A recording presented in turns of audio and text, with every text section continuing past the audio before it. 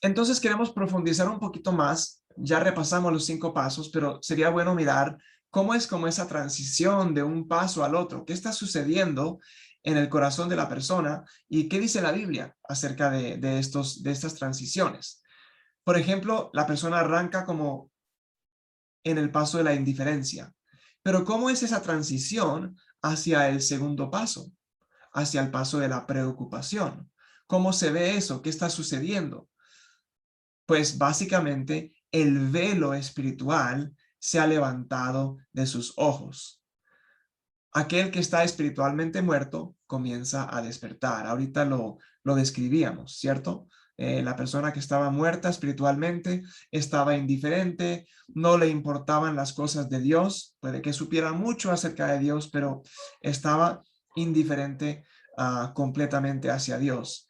Pero ese velo, esa indiferencia, esa distancia se está levantando, se está quitando y está empezando a haber un interés, una preocupación, una curiosidad, eh, una actitud como inquisitiva en la persona. ¿Sí? Entonces este texto de 2 Corintios 4, 3 al 4 es muy importante, ¿no? Dice, pero si nuestro evangelio está encubierto, lo está para los que se pierden. El Dios de este mundo ha cegado la mente de estos incrédulos para que no vean la luz del glorioso evangelio de Cristo, el cual es la imagen de Dios. Y creo que todos pudiéramos pensar quizás en personas, ¿no? En nuestra vida, que algunos que están totalmente indiferentes y que se ve claramente que no tienen ningún interés, no tienen ningún interés, tal vez hemos tratado de compartirles y pues en este momento es el momento como de orar, estar orando por ellos y que el Señor vaya haciendo esa obra en su corazón porque vemos que no hay como ningún interés para nada en cuanto al evangelio o las cosas del Señor. Pero en otros casos, pudiéramos pensar en personas que efectivamente hay como un cambio en ellos. Quizás han llegado donde nosotros y nos han hecho una pregunta o han hecho un comentario o una observación acerca de nuestra vida. Mira, yo he notado que tú vives de esta forma y me causa curiosidad. Y quizás en ese comentario que hacen o en esa pregunta que levantan, hay algo detrás, ¿no? Hay algo que está el Señor haciendo en ellos. Y llega a ver como esa preocupación, o quizás están en una crisis, también hemos mencionado eso, ¿no? No siempre pasa así, pero a veces es así. Y quisiera hacer como este pequeño ejercicio, y es que piensen por un momento, um, en el momento que usted estaba indiferente a Dios. Piensen por un momento en esa primera etapa, cuando usted estaba en ese primer paso. Um, ¿Qué te llevó a la preocupación? ¿Qué fue lo que te llevó a ese segundo paso? Puede que en ese entonces pues no teníamos esos términos en nuestra mente ni nada así, porque apenas estamos como poniéndole nombre a estos pasos, pero digamos que en una forma práctica pues lo vivimos, ¿cierto? Um, Piensa en ese momento que estabas indiferente a Dios y cuál fue la situación o qué ocurrió o qué cambió en ti que te llevó a preocuparte. Y pudiera ser una oportunidad para que si quieren decir algún testimonio de lo que ustedes recuerdan, cómo fue esa transición, que pasaron de estar indiferentes a Dios a empezarse a preocupar. No me refiero a que ya rindieron su vida a Jesús, sino que empezaron como a preocuparse por su condición espiritual. ¿Alguien quiere compartirnos o decir algo acerca de cómo fue ese momento?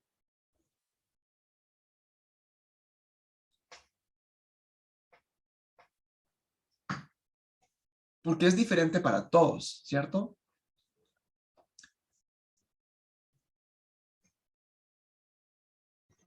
Buenos días. Sí, buenos días.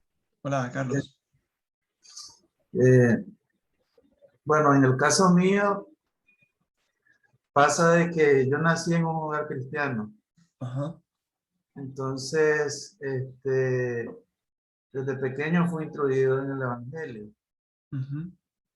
Y eso, pues, en cierto modo, ahora que ya veo hacia atrás, el encuentro con Dios fue introducido paulatinamente. Ujú, ujú, Entonces,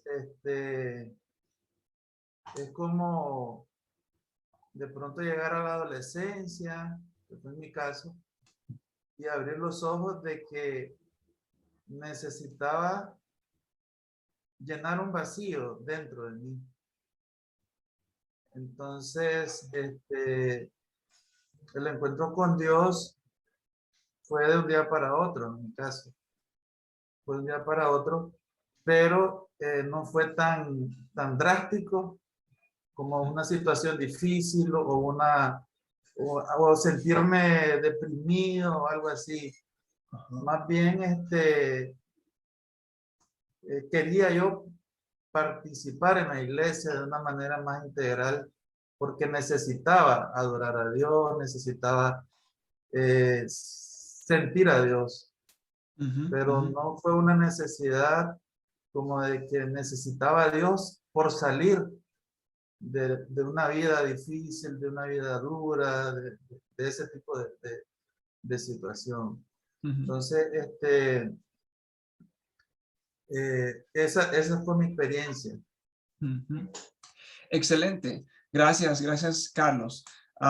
Ese es un excelente ejemplo de, de lo diverso que es el obrar de Dios en nuestras vidas, ¿no? Algunos pasamos por terribles crisis, otros no. Otros a veces ni siquiera pasaron por una crisis, sino que había una curiosidad en ellos, que quisieron empezar a leer la Biblia o algo, y el Señor empieza a hacer una obra allí, atrayéndonos hacia Él. Voy a traducirle aquí a Lincoln un momentico para que él sepa que estábamos hablando.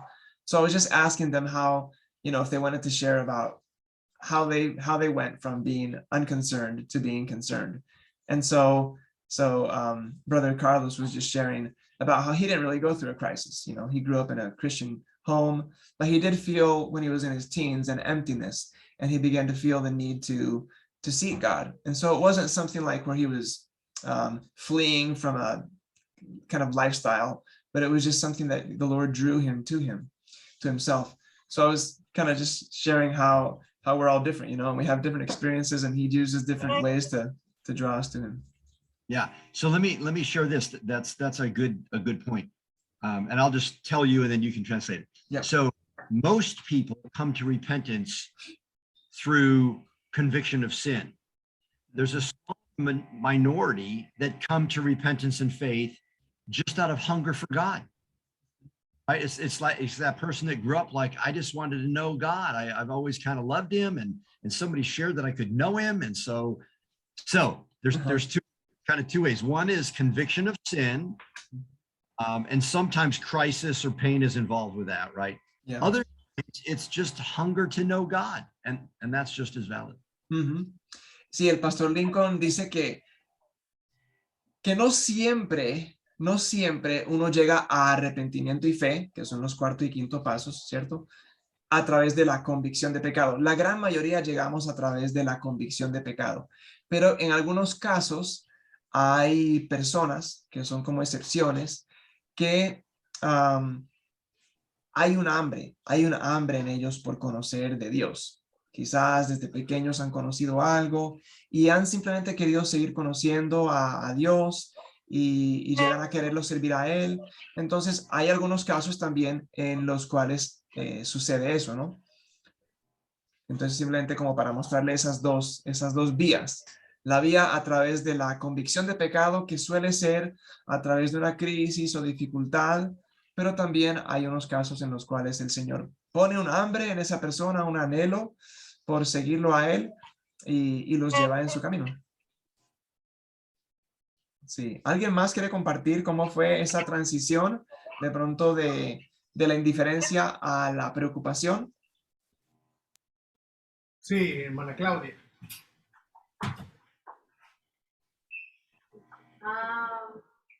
Alto. ¿Qué más cariño?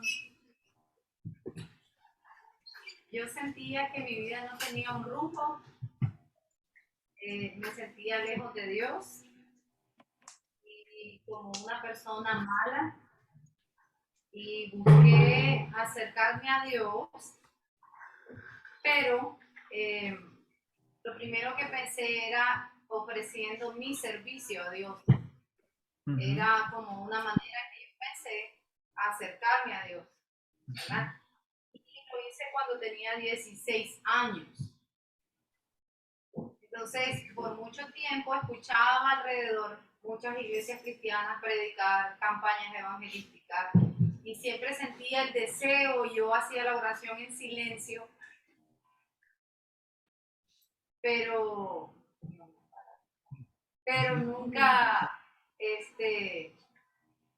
pasó un buen tiempo para que yo pudiera tomar la decisión, porque era menor de edad también y mi familia toda era católica. Entonces, hasta que me invitaron en una iglesia cristiana, pero no me convertí en el primer día, aún con esa necesidad y aún con ese no me convertí en el mismo día. Fue un proceso hasta que a los meses tuve convicción de que era pecadora y que necesitaba perdón y necesitaba hacer un cambio. Ajá. Ok, muchas gracias.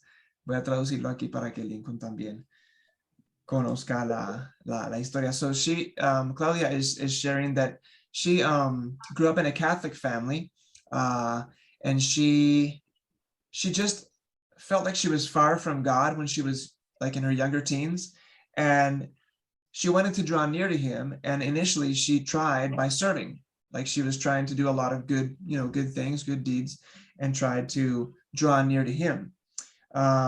But she hadn't had the chance to really hear the gospel until she was invited to a church, a Christian church. And it was a process, though. It wasn't like from one day to the next. She can't really describe like what day maybe it was, but it was a process in which she began to feel conviction of sin, and knew that she needed to repent and to trust in him. Yeah. So I would just, okay.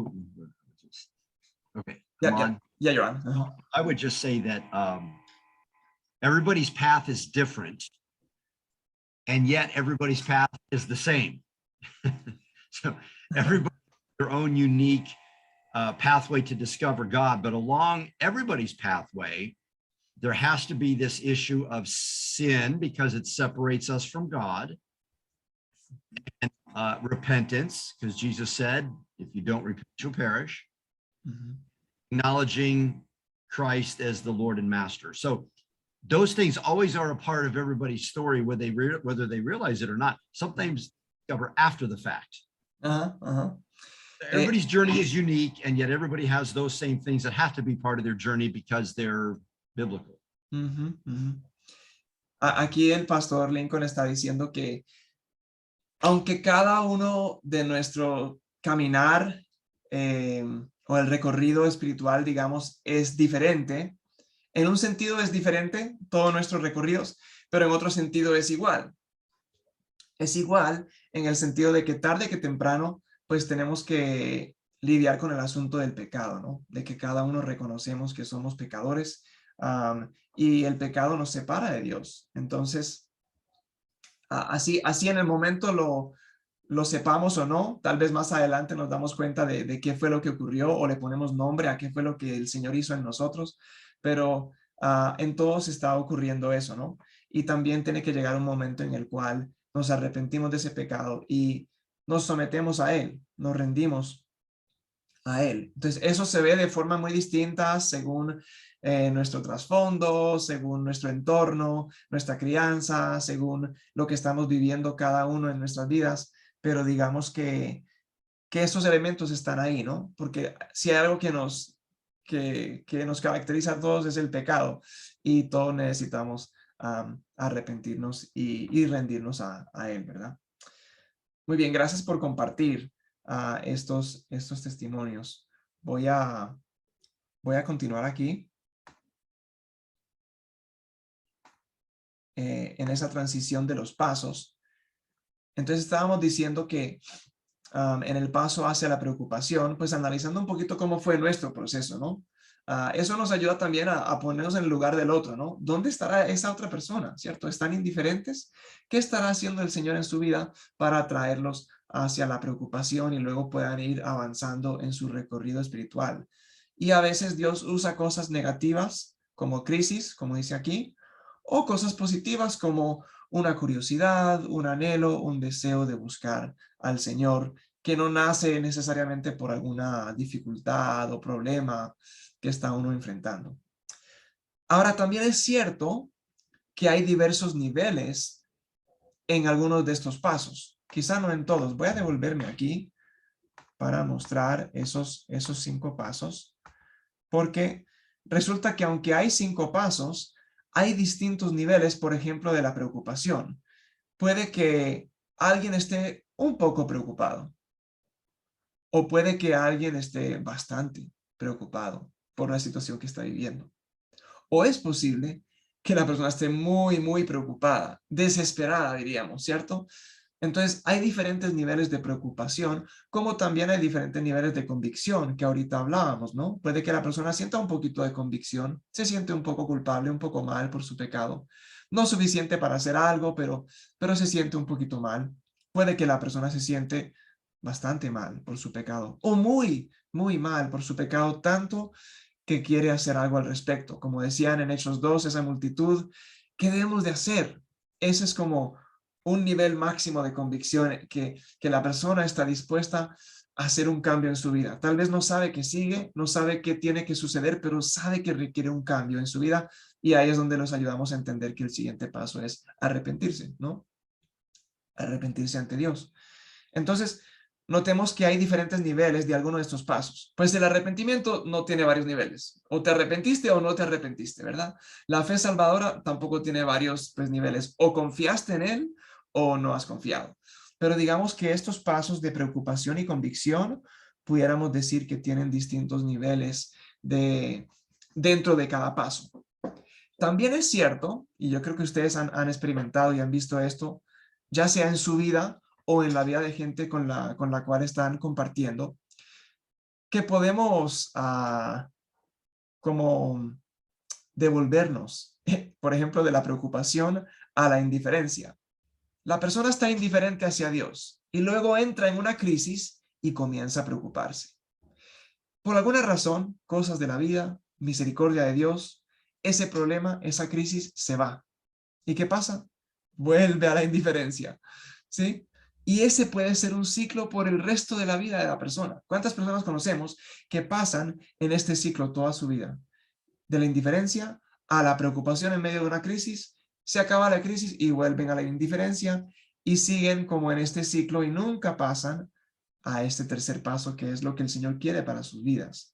En vez de dar vueltas aquí toda su vida, quiere que de la preocupación, como lo que decía el pastor Lincoln ahorita, ¿no? Que entiendan esa crisis que están pasando como un llamado de Dios. Quizás a través de esta enfermedad, Dios está tratando de captar tu atención, o quizás a través de esta dificultad que tienes en tu familia, en tu hogar, con tus hijos, con tu adolescente, no sé, quizás Dios está tratando de llamar tu atención y es con el propósito de que llegues a convicción de pecado. O sea, podemos como ayudarles a subir la escalera y no seguir regresando a la indiferencia en ese ciclo vicioso, podríamos llamarlo, ¿no?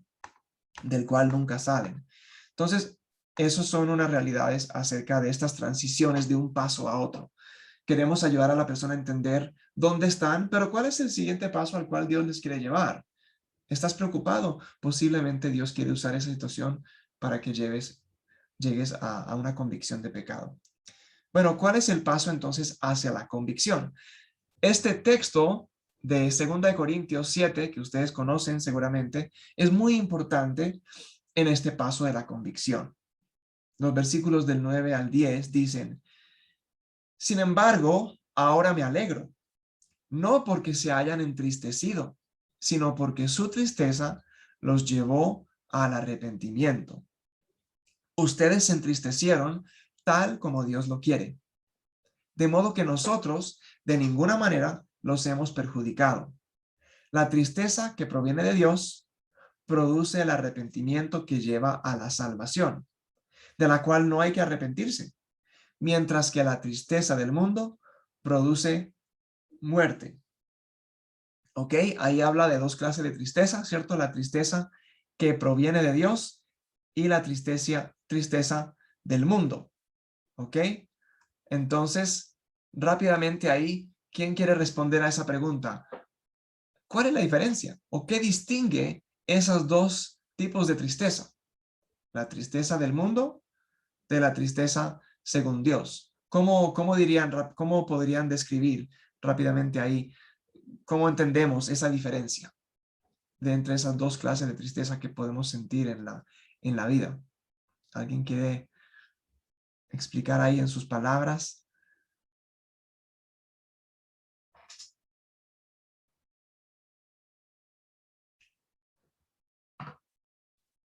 ¿Qué distingue esas dos clases de tristeza?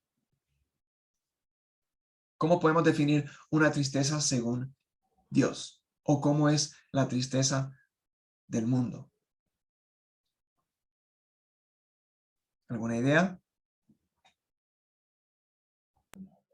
Creo que la tristeza de Dios eh, viene cuando siente una necesidad dentro. Ok.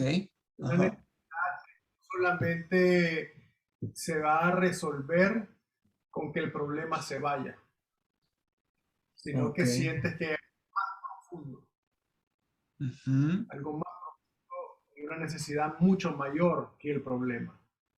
La Ok. tristeza del mundo son las tristezas de los afanes de la vida. Ujú. Los problemas cotidianos, problemas familiares, Ujú. problemas en el trabajo, problemas económicos, el afán diario, el afán normal, esa es Ujú. la tristeza del mundo o que no tenemos lo que queremos.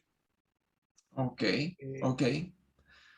esa Entonces no es una, ajá. la tristeza del mundo no es una tristeza que lleva a pensar de que hay algo más profundo, Ok. de que hay. Sí. Ujú. Muy bien, ¿no? Ok, muchas gracias. ¿Alguien más quiere decir algo más sobre eso? ¿Alguna idea que tengan?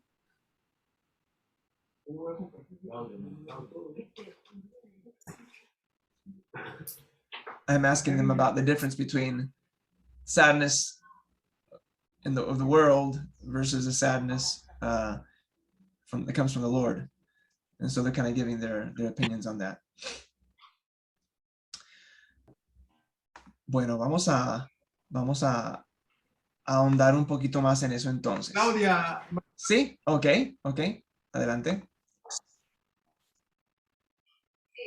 Sí, creo que la tristeza, según Dios, es que mi pecado produce arrepentimiento. O sea, la tristeza hace o causa que yo tenga arrepentimiento a consecuencia de mi pecado. Mientras que la tristeza del mundo nos lleva a la muerte espiritual. Podemos entristecernos porque no logramos algo, porque no alcanzamos algo, porque no logramos tener algo. Pero eso es una tristeza según el mundo, pero también eso puede ser que nos cause muerte espiritual y no significa que trae tristeza para la otro tipo de tristeza. Ok, muchas gracias.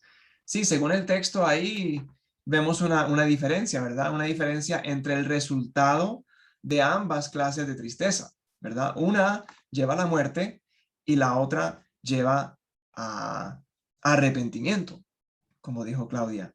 Vamos a hacer aquí una pequeña definición como para ahondar un poco más. La tristeza del mundo es, digamos, una tristeza que se enfoca en uno mismo, ¿sí? Y ustedes mencionaron eso ahorita en su intervención. En la preservación, en mi felicidad, en mi comodidad.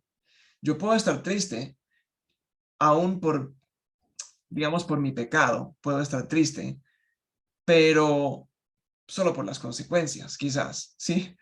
Y yo quiero que esas consecuencias pasen y que se vayan.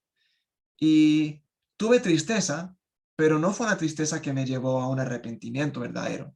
Me sentí triste porque me agarraron en medio del pecado y tuve que sufrir una consecuencia, ¿sí? Pero no hubo un arrepentimiento verdadero ahí, ¿sí? Entonces sí sentí tristeza, pero no fue profundo como decían ustedes, ¿no? Fue algo como superficial, como momentáneo, mientras estaba sufriendo la consecuencia, pero una vez pasó eso, pasó y no pensé más. Pero la tristeza según Dios está centrada en Él. Recordemos, por ejemplo, el Salmo 51, David dice, contra ti y solo contra ti he pecado. ¿Recuerdan eso, no? En el Salmo 51. Bueno, no era cierto que solamente había pecado contra Dios, había pecado contra Betsabé y había hecho matar a su esposo, había pecado contra muchas personas realmente. Pero yo creo que él está tan consciente de su pecado contra Dios que se enfoca en esa parte, ¿no? Y eso es una cosa que muestra arrepentimiento verdadero. No solamente estoy pensando en cómo este error me afecta a mí, sino que realmente este pecado hiere a Dios, ofende a Dios. Y eso, si siento convicción, me debe doler.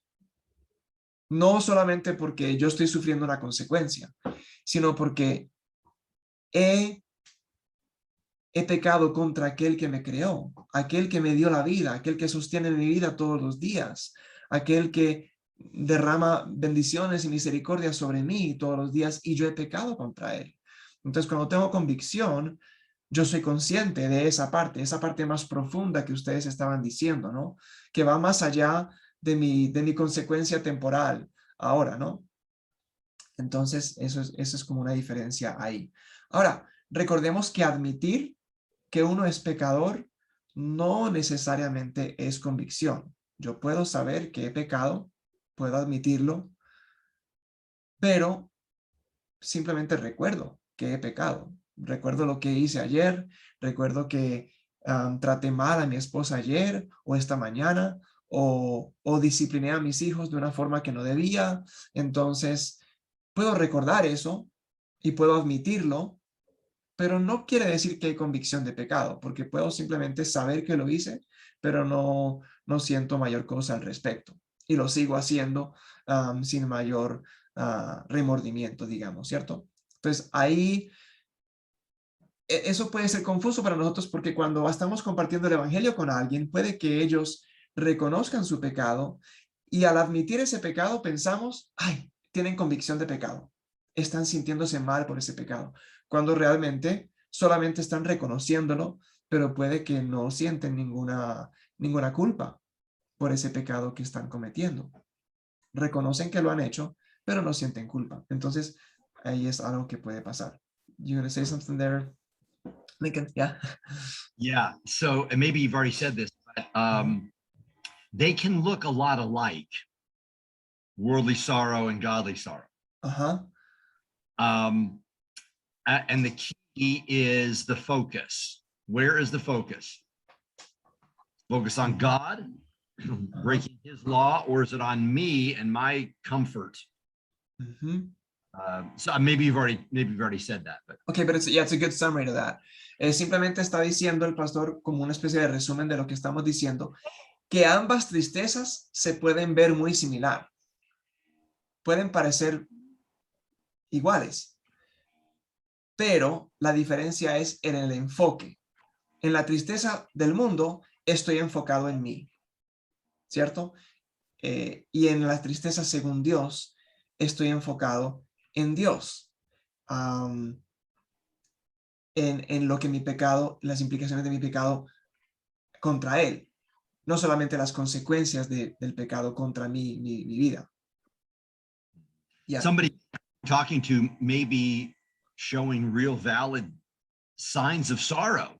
I mean, they are very sorry, but we have to dig deeper. Sometimes we can't just assume because somebody's sorry that they're ready to repent. We have to discover what kind of sorrow it is. So again, just for wisdom, as we talk to people and help people and teach this, That's an important distinction that often is kind of hard to, to see the difference.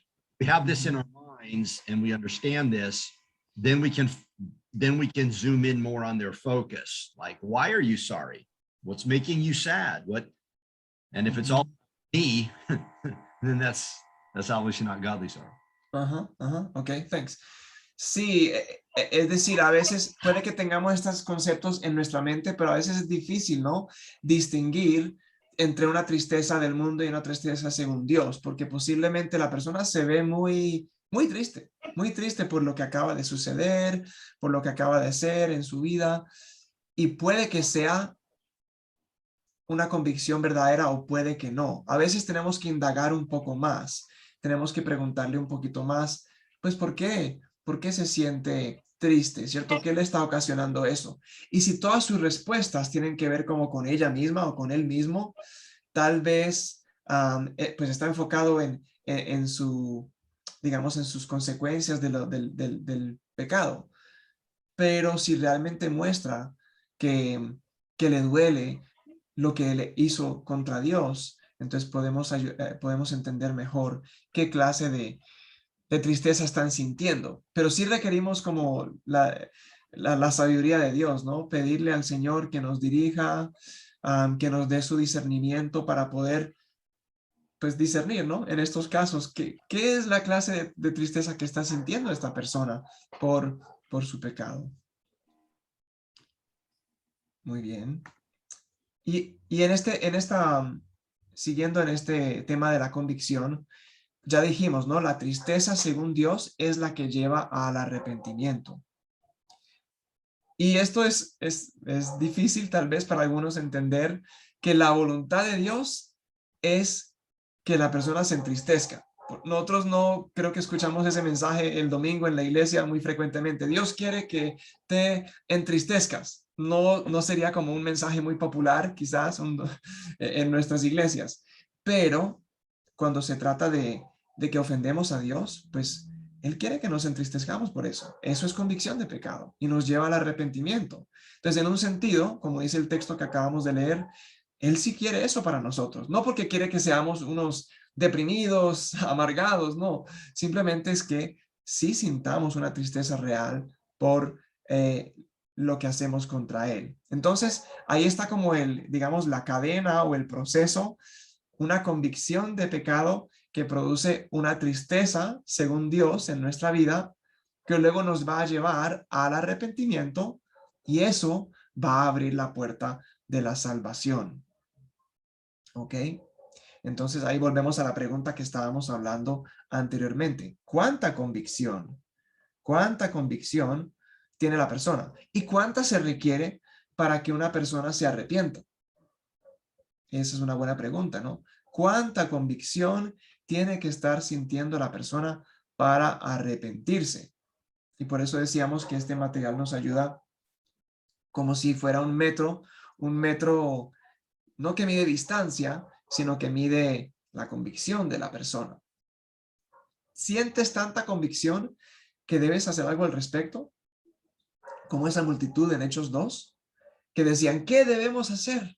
¿Qué debemos hacer? Tiene que haber un cambio, tiene que haber algo que sucede en nosotros a raíz de lo que estamos sintiendo por el pecado. Ahora, en este mismo tema de la convicción,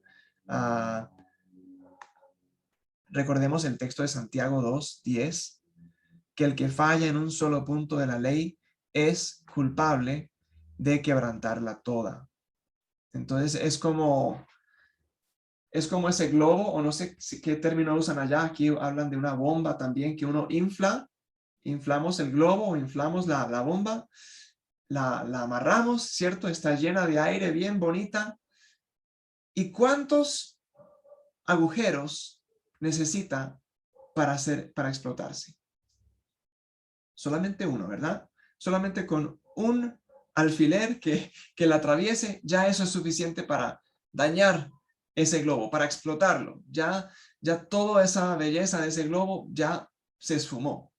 Pues digamos que también con el pecado es así, ¿no? No tenemos que haber quebrantado todos los 10 mandamientos. Con solamente haber fallado en una cosa, hemos quebrantado todo, según Santiago.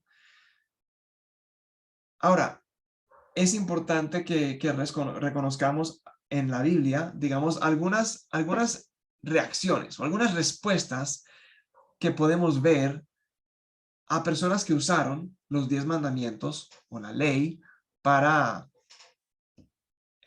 predicar el evangelio a las personas. Por ejemplo, ya hemos hablado mucho de este texto de Hechos 2, ¿no? Como Pedro predicó y el resultado fue que se sintieron profundamente conmovidos. Así dice Hechos 2:37. Se sintieron profundamente conmovidos. Él los acaba de confrontar con los 10 mandamientos. Dice, ustedes mataron al Mesías. Ustedes lo mataron. Está diciendo, quebrantaron uno de los mandamientos. Son asesinos. Y el resultado en ellos es una profunda convicción de pecado. Se sintieron profundamente conmovidos, dice ahí ese versículo, ¿no? Pero no todas las vocaciones que nosotros confrontamos a alguien, bueno, no nosotros, realmente es la palabra de Dios que está confrontando, ¿no? Es la ley, es los mandamientos que están llevando esa confrontación a la persona. No siempre resulta, por eso está el pulgar hacia arriba, porque respondieron de una forma adecuada o correcta, ¿no? En el sentido de que sintieron esa convicción que llevó a arrepentimiento, como decíamos en el texto de 2 Corintios. Pero no todas las veces sucede así. Aquí tenemos 2 ejemplos en los cuales no pasa así. Y voy a leerlo acá. Voy a aquí en Hechos 5. Incluso si allá tienen su Biblia, si quieren mirarlo, pues también, para mirar un poquito del contexto. En Hechos 5,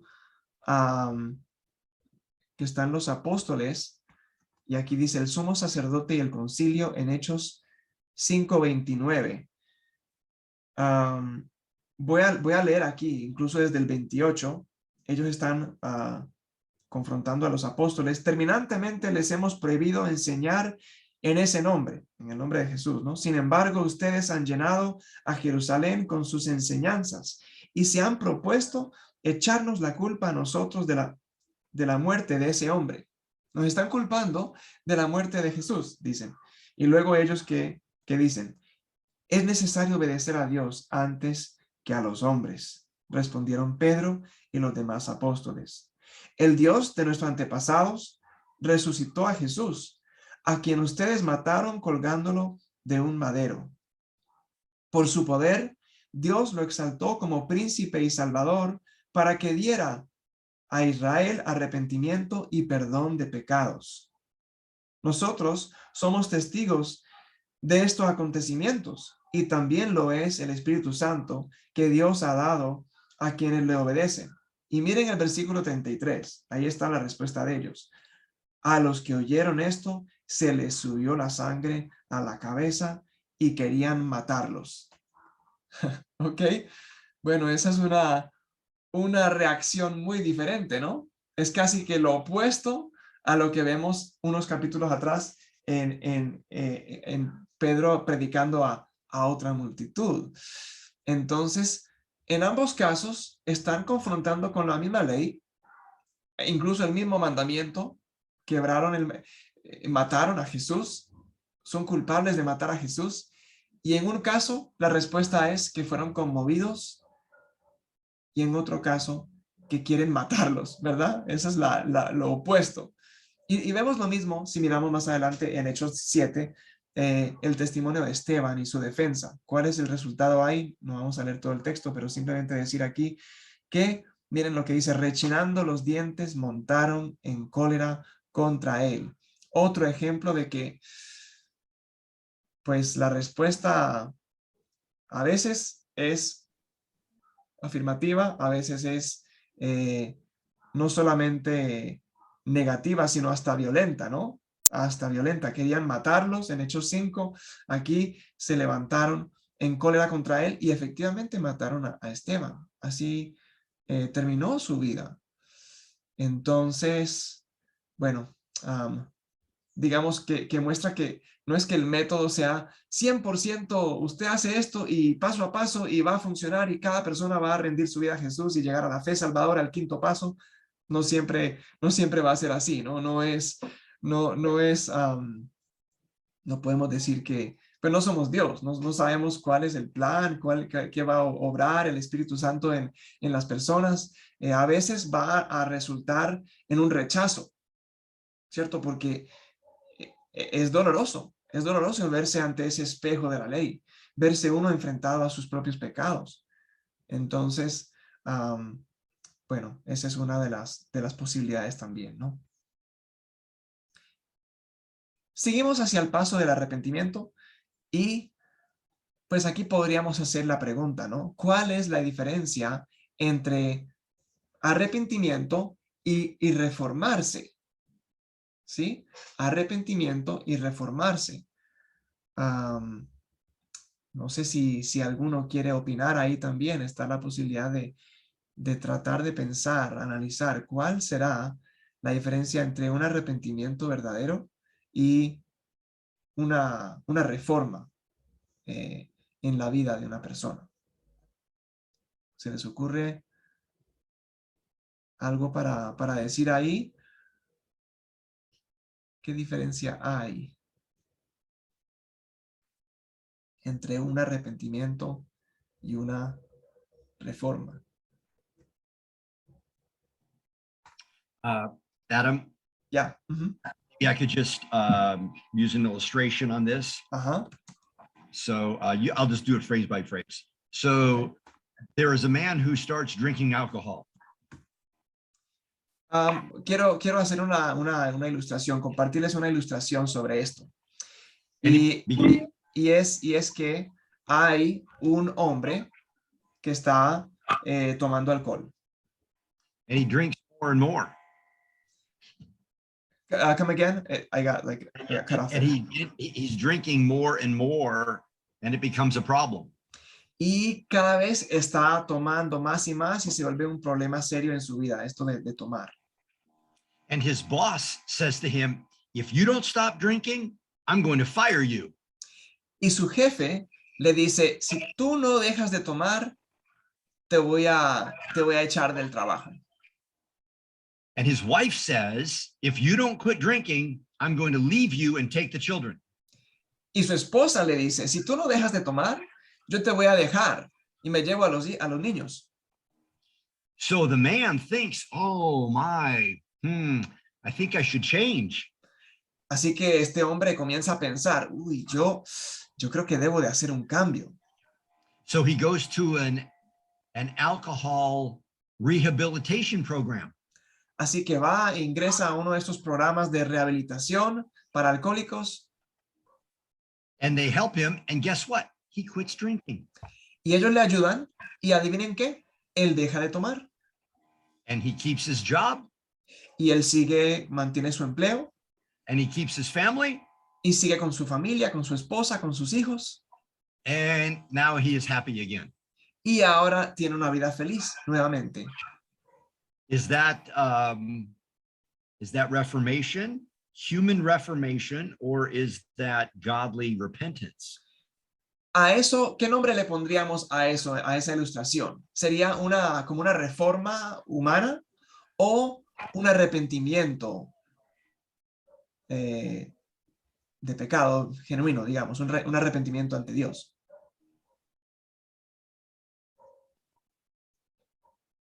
¿Cuál de esas dos sería? Por conveniencia. For convenience. A change for convenience. Yeah. Yes, a change to keep his life better and happy. Sí, un cambio que él hizo en su vida para seguir siendo feliz y para, como dicen ustedes, algo que le conviene, ¿no? But his happiness is the cause for the reformation. Digamos que la causa de esa reforma que él hace en su vida es su propia felicidad. God is nowhere in the picture. Dios no hace parte de ese cambio, de esa transformación. So human reformation is very much like worldly sorrow. Así que esa, digamos, esa reforma humana es muy parecido a la tristeza según el mundo que hablábamos ahorita. Sí, esa ilustración nos aclara un poquito la diferencia entre reforma y arrepentimiento. Muy bien.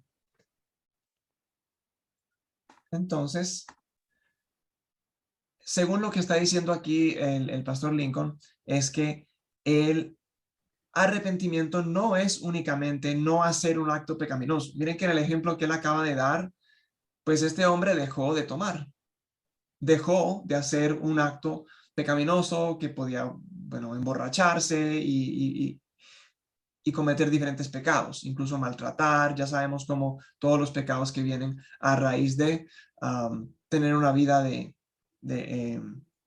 digamos, dependencia del alcohol, ¿no? Tampoco, el arrepentimiento tampoco es únicamente estar apenado o avergonzado, porque él puede sentir vergüenza por lo que hizo de tomar, puede sentir vergüenza de estar a punto de perder su empleo, vergüenza de lo que está pasando con su familia, pero solamente es porque él mismo no es feliz, como decía Lincoln ahorita, ¿cierto? Está basado en su propia felicidad, no en honrar a Dios. Esa es como una diferencia, es como mirar un poquito más profundo. ¿Por qué la persona se siente triste? ¿Por qué se siente mal? ¿Por su propia felicidad? ¿Por su propio bienestar? ¿Porque no está surgiendo como quiere? ¿Porque no está logrando lo que quiere, como ustedes decían ahorita? ¿O porque están ofendiendo a Dios con ese pecado? Esa es una gran diferencia. Do you want to share there the story about the person in jail too? I don't know. Would that be a good place to do that, or to ask about like? Yeah. Yeah. So you can set up the scenario. There's a man in prison. He has served 20 years out of a 40-year sentence because he killed a guy 20 years ago. Hay una ilustración de una persona que es un criminal, ¿cierto?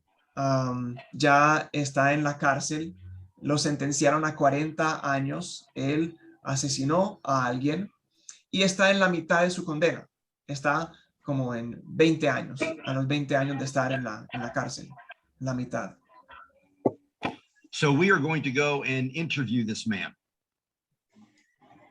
Y nosotros vamos a entrevistar a este asesino en la cárcel. And we say to the man, hey, 20 years ago, did you kill that guy?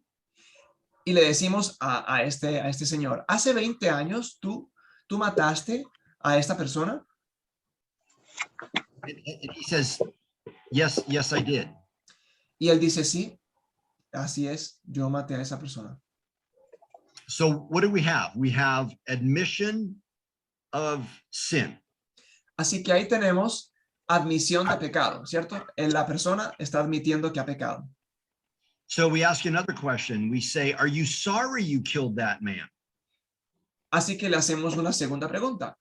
¿Y te sientes mal por haber matado a esa persona? He says, oh, yes, I'm very sorry. Y él dice, sí, la verdad sí, lo siento mucho haber matado a esa persona. So now we have admission of sin and we have sorrow. Así que tenemos admisión de pecado y tristeza por ese pecado. Is this repentance? ¿Esto es arrepentimiento? Let me ask him one more question. Hagamos una tercera pregunta a este asesino. When you get out of prison in 20 more years, are you going to kill anybody else? Estás a la mitad de tu sentencia. Cuando tú salgas libre de la cárcel en 20 años, ¿vas a matar a alguien más? Oh, he says, no, I'm not going to kill anybody else. Y él responde, no, yo no voy a volver a matar a nadie más. No lo vuelvo a hacer. So now what do we have? We have admission of sin. Así que tenemos hasta aquí admisión de pecado, We have sorrow over the sin, tristeza por ese pecado, and we have changed behavior. y tenemos un comportamiento que ha sido transformado, no lo va a volver a hacer. Is this repentance? ¿Podemos decir entonces que esto es arrepentimiento? We have to ask one more question. Bueno, resulta que nos falta una pregunta más. Why are you not going to kill somebody else when you get out? ¿Por qué no vas a volver a matar a alguien cuando salgas de la cárcel? Now, how he answers that question will tell us a lot. Y según la respuesta que él nos dé a esa pregunta, pues va a ser muy diciente, ¿no? Vamos a entender mucho. He might say, I'm not going to kill anybody else because I don't want to spend the rest of my life in prison. Posiblemente diga, yo no voy a matar a nadie más porque yo no quiero pasar el resto de mi vida en la cárcel. This would be worldly sorrow. Esto sería tristeza del mundo. Worldly sorrow leads to death. Es la tristeza que lleva a la muerte. He's only thinking of himself. Solo está pensando en su propio bienestar. But he could answer another way. Pero pudiera responder de otra manera. He could say, I'm not going to kill anybody else because that would be a crime against my fellow man and a sin against God. Pues podría responder, yo no voy a volver a matar a nadie porque sería un crimen contra un prójimo y porque es un pecado contra Dios. I would not want to sin and dishonor God in that way ever again. Y yo no quisiera repetir eso, yo no quisiera volver a deshonrar y pecar contra Dios de esa manera. So that's godly sorrow leading to true repentance. Y ahí, en esa respuesta, podríamos ver una tristeza según Dios que va a llevar hacia el arrepentimiento. Yeah. Any thoughts or questions about that? ¿Alguna pregunta o observación acerca de eso? ¿De lo que estamos hablando? ¿Comentario? Bueno, sigamos entonces aquí hacia el último paso. Thanks.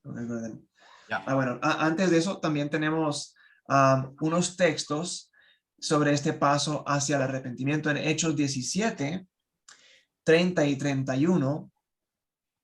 Resumido aquí el versículo, Dios ahora manda a todos en todas partes que se arrepientan.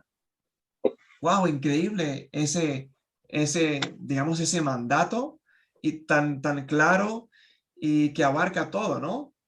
Es un mandato porque dice, ahora manda. ¿A quiénes? A todos. ¿En qué lugares? En todas partes. ¿Y a qué? ¿A hacer qué? A arrepentirse. Y hay personas, aún cristianas o hermanos que conocemos que tal vez dicen, no, pues es que para ser salvo no hay que arrepentirse. Tal vez piensan que eso es una obra y como no es por obras, entonces ven el arrepentimiento como una obra y entonces usan eso como argumento para decir no hay que arrepentirse para ser salvo. Pero luego, pues también es cierto que hay que creer, ¿no? Y podemos decir, ¿es necesario creer en Jesús para ser salvo? Ah, sí. Entonces esa sería otra obra. Entonces hay que desmontar, digamos, algunas de esos argumentos que las personas pueden pensar ahí. Y realmente en la palabra vemos que el arrepentimiento pues es necesario para la salvación. Y lo vemos que Jesús mismo, miren en Marcos 1:15, Jesús dijo, el reino de Dios está cerca, arrepiéntanse y crean las buenas nuevas. Ahí está la parte del arrepentimiento y de la fe, ¿no?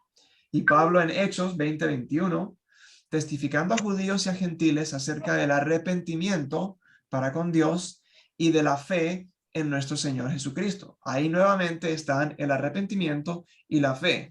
Tenemos ni más ni menos que a Jesús y al apóstol Pablo predicando arrepentimiento. Dentro de su evangelización, dentro de su compartir las buenas nuevas con las personas, estaba el elemento de arrepentimiento. Y sin embargo, hoy en día nos asombramos de cuántas veces decimos compartir el evangelio y dejamos por fuera este tema del arrepentimiento cuando Jesús y el apóstol Pablo mismo nos dan el ejemplo de invitar a las personas a arrepentirse. Bueno, junto con este tema del arrepentimiento está también lo que podemos llamar el fruto de arrepentimiento.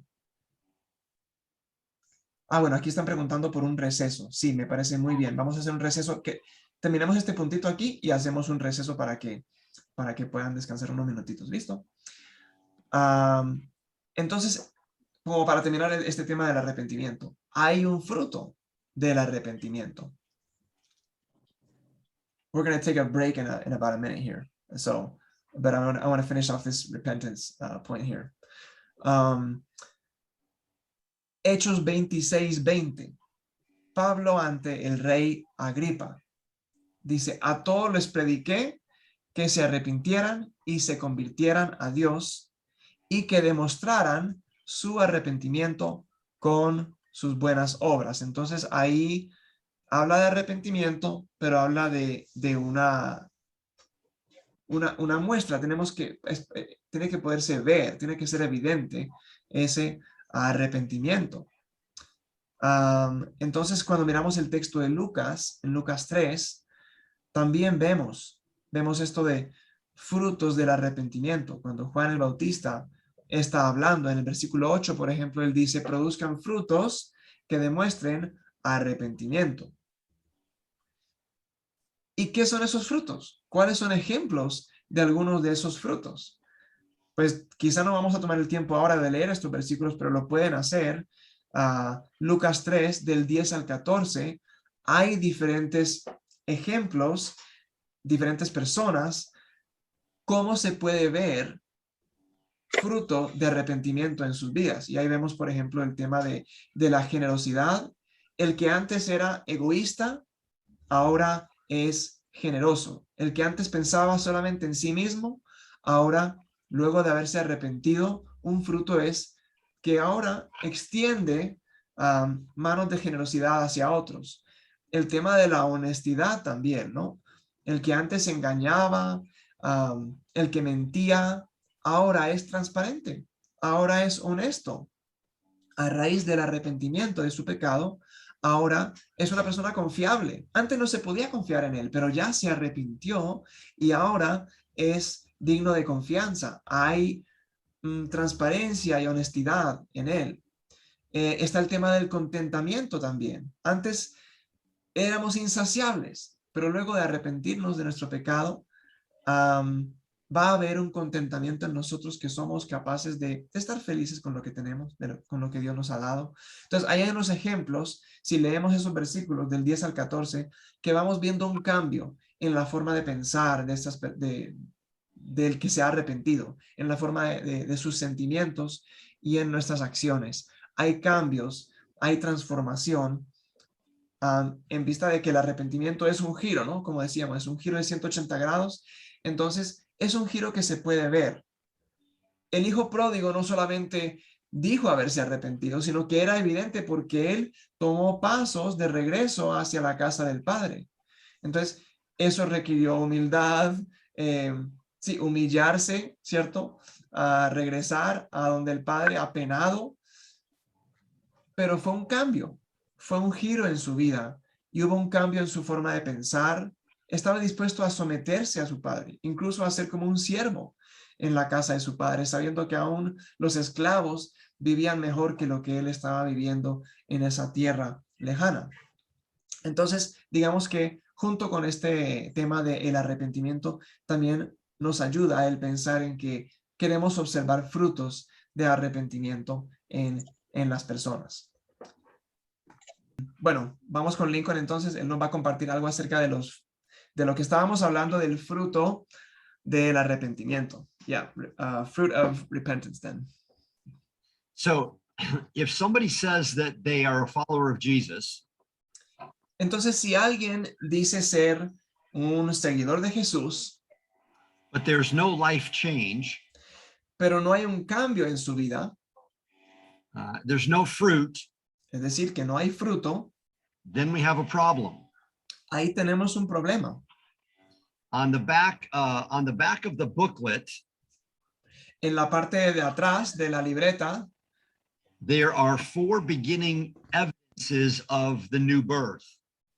hay 4 evidencias iniciales del nuevo nacimiento.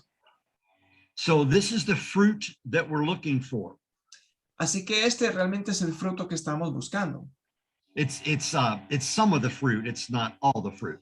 Digamos que es parte del fruto, no es todo el fruto, pero es parte. When somebody repents and gives their life to Christ, Cuando alguien se arrepiente y rinde su vida a Cristo, and it's true and it's real and it's from their heart, y es algo sincero y real y es algo de corazón, you will see these beginning evidences in their life of the new birth. van a ver estas evidencias en su nueva vida en Cristo. They'll have a desire to know the Bible, to read God's word. Tendrán un deseo de conocer la Biblia, como dice 1 de Pedro 2:2. They will have, secondly, a desire to obey the word and obey Jesus. En segundo lugar, tendrán un deseo de obedecer a Jesús. Number 3, they will have this distress over sin. En tercer lugar, pues tendrán, digamos, preocupación y arrepentimiento de su pecado. There is a big difference between somebody who does not know Jesus when they sin and somebody who does know Jesus when they sin. Podemos ver una gran diferencia entre el que no es creyente y peca y el creyente cuando peca. Hay una gran diferencia en cómo se sienten y cómo es su vida cuando pecan.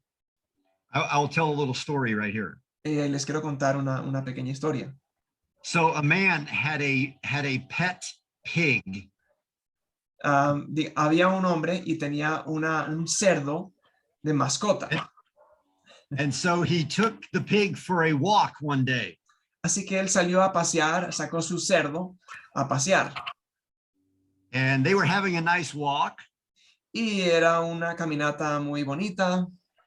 But the man was not watching where he was going. Pero el hombre se distrajo y no estaba mirando por dónde caminaba. And so he tripped over a rock that was sticking up.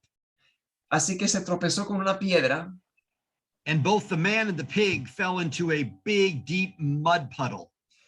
Y cayó, él con su cerdo cayeron a un montón de lodo, barro que había ahí. So there will be 2 different reactions to this. Y aquí vamos a ver 2 reacciones diferentes. The man jumps out of the mud puddle and says, "Oh no."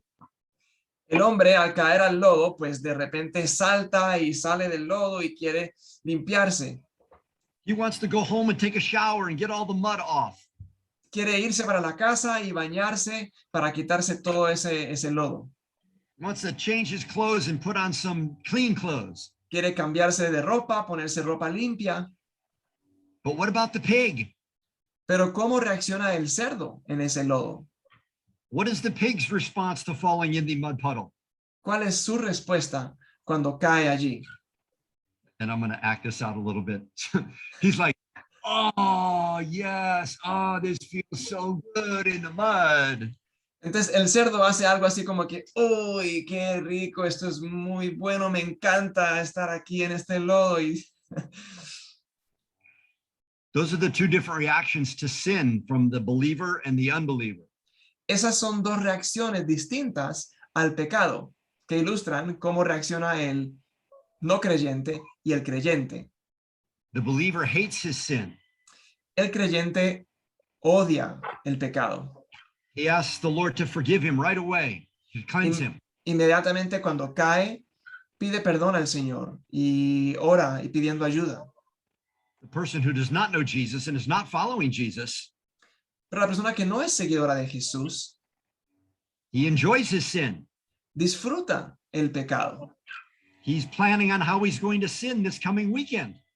Incluso planea cómo va a pecar este fin de semana que sigue. So all of that relates to point number 3, distress over sin. Así que todo esto apunta a lo que decíamos acerca de cómo se siente el creyente cuando peca. And the fourth one is a concern for the lost, people who don't know Jesus. Y este cuarto fruto o evidencia del nuevo nacimiento es una preocupación por los perdidos. So when we talk about the fruit of repentance, these are some of the changes that we are going to see, some of the fruit that we are going to see if the conversion is real. Así que solamente quería resaltar estos como algunos de los frutos o evidencias de un arrepentimiento genuino y de un nacimiento, un nuevo nacimiento. It rhymes in English, but it won't in Spanish. But we say where there is root, there is fruit. Hay un dicho en inglés que en inglés rima, en español no, pero en inglés decimos que donde hay raíz, hay fruto. Donde hay raíz, hay fruto. Así que esa es una expresión que nos sirve con este tema. All right, thank you very much, yeah. Yo quiero, volviendo como simplemente a la transición, nos quedamos en la transición hacia el arrepentimiento y hablamos del fruto un poquito y ahora el pastor Lincoln expandió un poco sobre eso, pero mirar rápidamente la transición a la fe salvadora. Yo no sé si ustedes sabían, pero en el Nuevo Testamento Jesús es llamado Señor más de 400 veces, más de 450 veces. Y es llamado Salvador solamente alrededor de 20 veces. Bueno, Jesús es ambas, ¿no? Él es Salvador y es Señor. No es que sea más uno que otro. ¿Por qué hay un énfasis en Señor más que en Salvador? ¿Es que es más Señor que Salvador? No, es ambas, ¿verdad? Pero digamos que ese énfasis, como ustedes saben en la palabra, pues yo creo que refleja mucho nuestro corazón, ¿verdad? Nosotros somos prontos para buscar un Salvador. Queremos ser rescatados. Queremos que se perdone nuestro pecado. Queremos ir al cielo, ¿verdad? Queremos ese Salvador. Pero ¿cuántos queremos tener un Señor? ¿Cuántos queremos las implicaciones del señorío de alguien sobre nosotros? ¿Quiero rendir mi voluntad a la voluntad de otro? Eso es más difícil, ¿no? Yo sí quiero un Salvador. Quiero alguien que me rescate, que me salve de mi pecado, que me perdone, que me dé la entrada al cielo. Pero ¿estoy dispuesto a rendir mi voluntad diaria a otro? ¿A que otro sea mi Señor y que yo no sea el Señor ya de mi vida? Y eso lo hablábamos un poquito la vez pasada, también pensando en que no sé, pues digamos, aquí el punto principal es que no podemos aceptar unas cosas y no otras de Jesús. Es como el paquete completo. Y pudiéramos hacer aquí una pequeña dinámica. ¿Hay alguna pareja de casados aquí? Que están esposo y esposa aquí. Bueno, están ahí en sí, está Claudia, ¿verdad? Y Fabricio.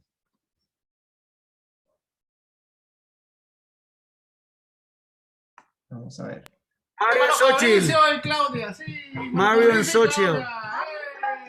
Our champion. Ok, hay dos parejas. Sí, tres. Mario, ok.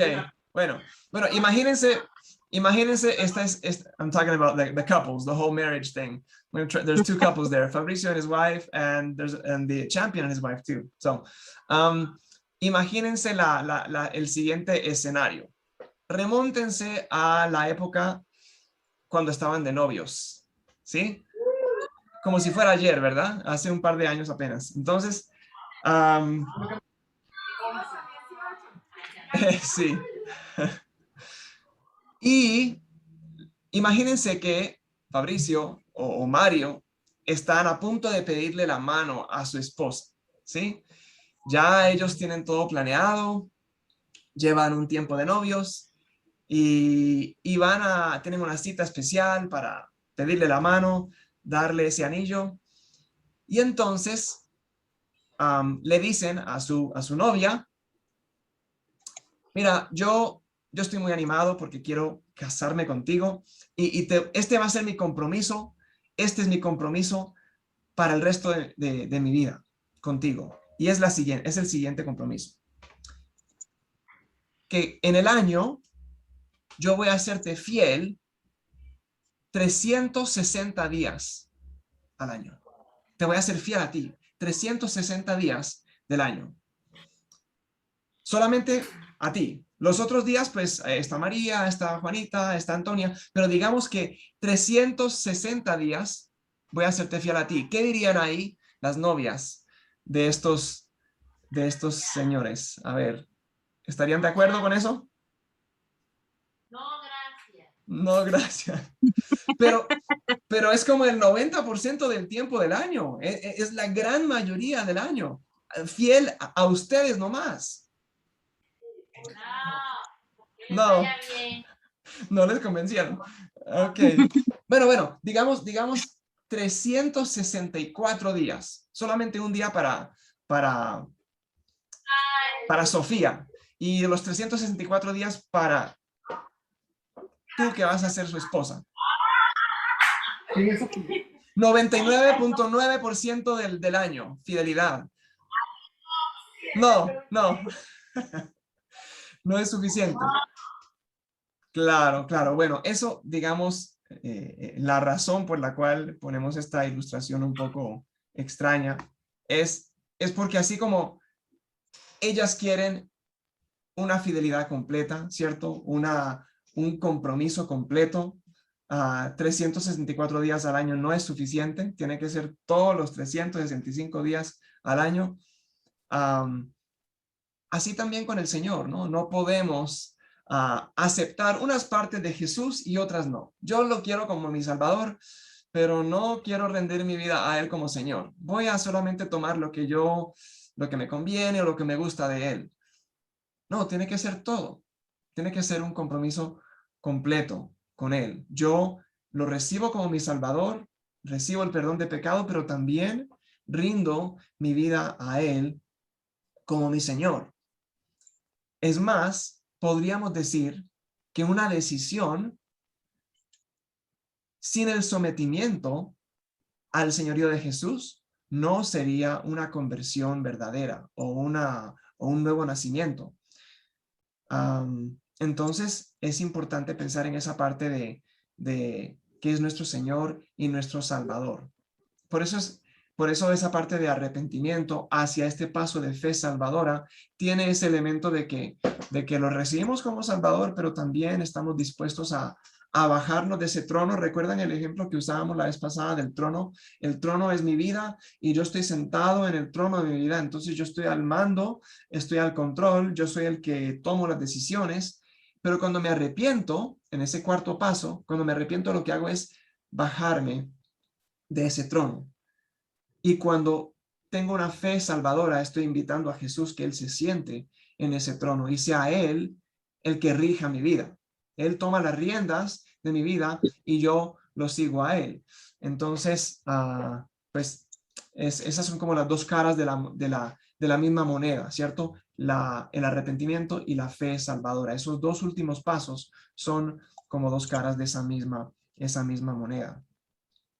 Y bueno, y luego se nos lleva a la parte del fruto, ¿no? Que Mateo 7:17 nos dice que todo árbol bueno da fruto bueno, pero el árbol malo da fruto malo. Y eso es lo que nos lleva a los puntos que estaba mencionando el pastor Lincoln ahorita sobre estas evidencias de un nuevo nacimiento. Y simplemente para añadir a lo que él decía, estos puntos, una cosa que hemos dicho mucho en esta capacitación es el tema de calcular el costo. Esa parte a veces es difícil para nosotros.